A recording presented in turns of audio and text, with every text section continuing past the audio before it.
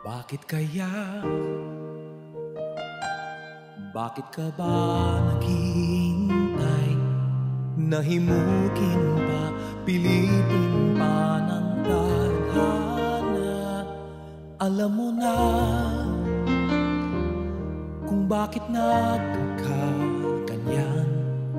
Lumulutang, nasasayang ang buhay mo, at ang ibinubulong ng iyong puso.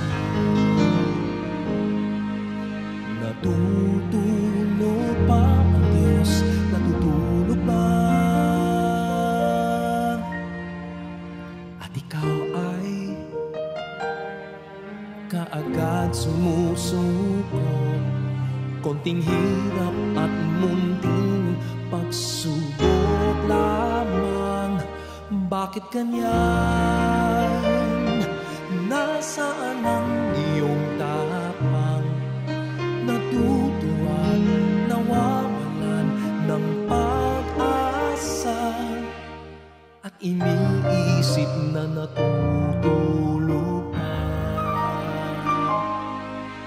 Natutulog pa ang Diyos? Natutulog ba? Sikapin mo, pilitin mo, tibayan ang iyong puso.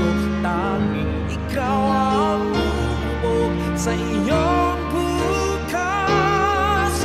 Huwag mo sanang akalaing natutulog pa ang Diyos. Ang buhay niyo ay mayroong halaga sa Kanya.